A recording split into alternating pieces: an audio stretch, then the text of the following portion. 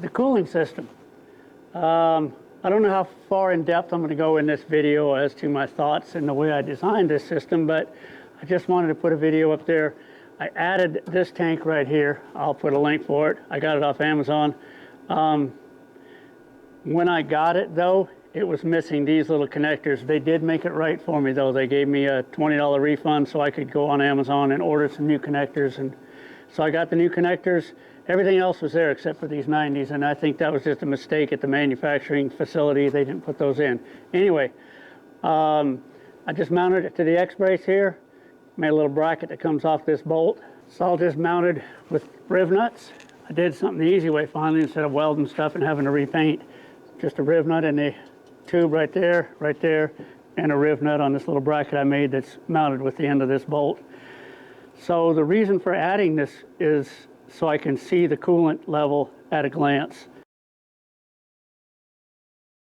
This is where the coolant was when I originally started the car up, or when I originally put this on. I filled it up to that line right there. Then I let it warm up. It got all the way up to here when the engine was full hot.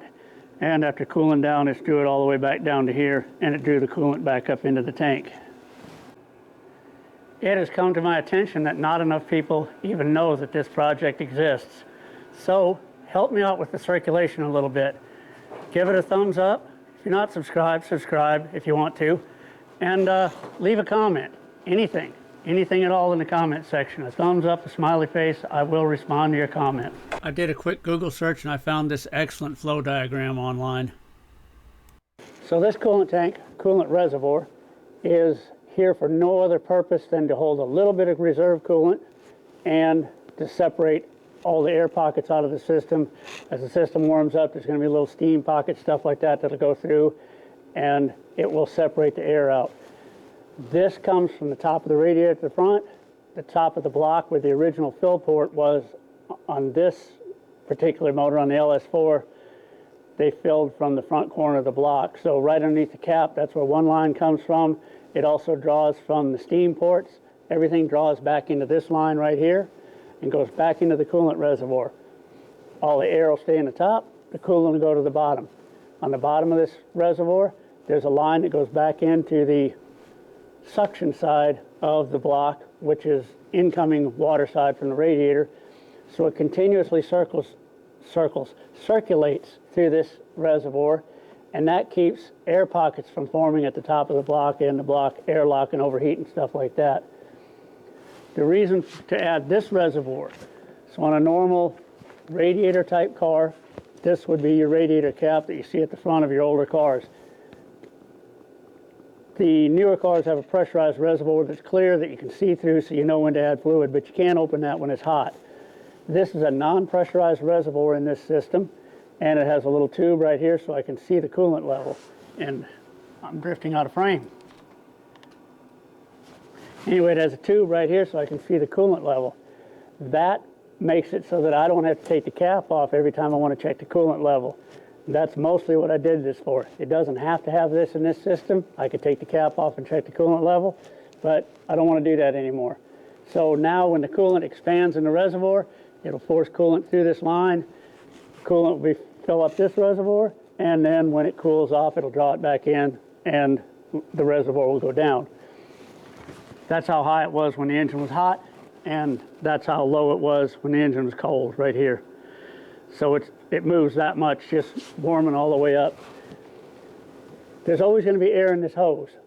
If you open the cap, the coolant's going to drop down to the level of this tank. So there'll be some air in this hose. So when it draws coolant back in to the system as the system cools off, it'll draw that air back in first. It's not going to be a problem. Having air at the top of this tank isn't going to bother anything.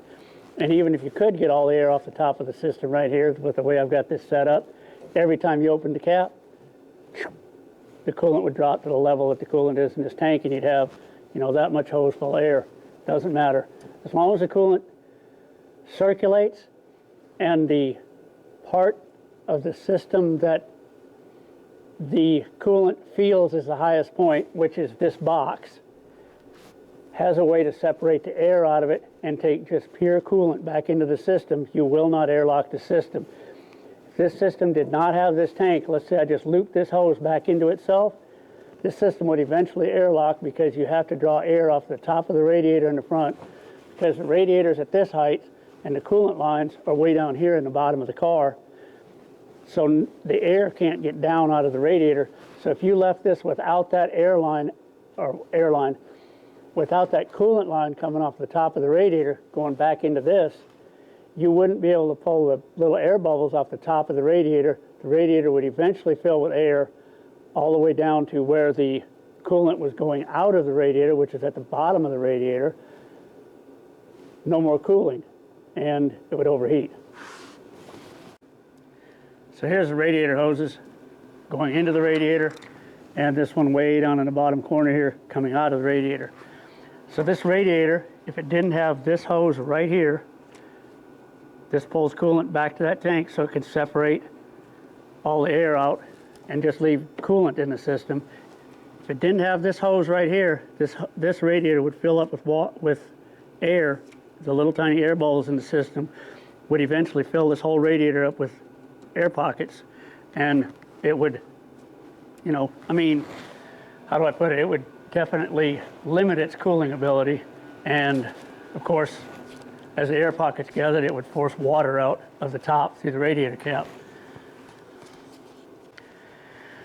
The engine's connected to the radiator, the thigh bone's connected to the hip. Okay, anyway, this is your engine, radiator. These are your main coolant lines that circulate coolant to the radiator. So what I had to do is make sure that the radiator wouldn't airlock. That brings coolant back to this tank. And make sure the engine wouldn't airlock. And these lines bring coolant into the top of the reservoir here. I keep calling it a tank. So as long as you're drawing coolant off the top of everything and bringing it into a separator tank and then returning it to a low point on the block that is on the intake side of the engine block, it will continuously circulate coolant to this level, no matter if the thermostat is opened or closed. There is a port on LS blocks that you can port this to. Easy enough to look up on the internet. I might even show a picture of it right about here. Anyway, so this is basically the schematic of the cooling system. My cooling system is pretty complicated on this car because the engine's all the way at the back, the radiator's all the way at the front. On a normal vehicle, this would be mere inches, a foot or so. On this one, it's about 10 or 11 feet between there. But it all works, and mostly it works just because it has this water separator reservoir or air separator reservoir in it, and it continuously brings coolant into here. As I said before, if this line went straight back into this line without a reservoir, the little air pockets that develop at the top of the engine and the top of the radiator would just continuously get recirculated until they just force the coolant down, down, down in the radiator, or down, down, down in the engine block until, you know, like your heads aren't covered with enough coolant, and then you start overheating. And I think with a lot of project vehicles, this is a main reason for overheating.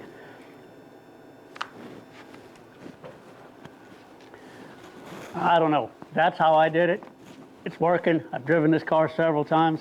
The only time it almost overheated on me was when I refilled the coolant system and didn't give it long enough to circulate enough and get all the air out of the system.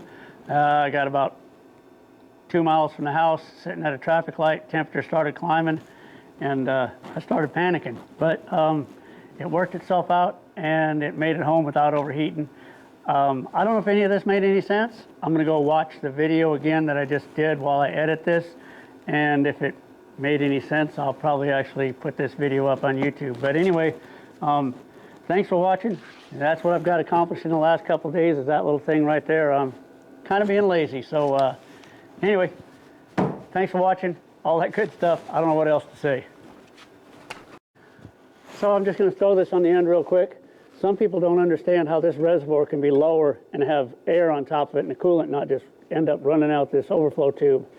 But they can see how this works because this is higher than the block, and coolant is going to find its own level. Anytime you have water, it's going to find a level surface. So everything below this level will have water in it. But they don't see how this works. Well, the reason this works is because the line that comes off of this that pushes coolant in and takes coolant out is on the bottom of this. So anytime it takes anything out, it's going to take out pure coolant. Whatever it puts in, even if it's air and coolant mixed, the air is going to come to the top of this. And if the system's properly designed, there's never going to be any flow or pressure input into this.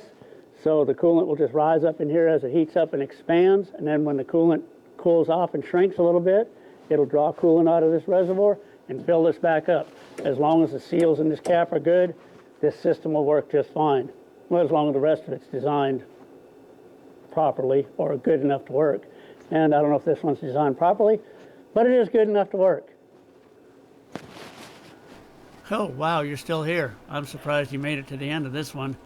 Well, you got your assignment earlier, so if your keyboard's still working, leave a comment of some kind and I'll respond. Thanks for watching.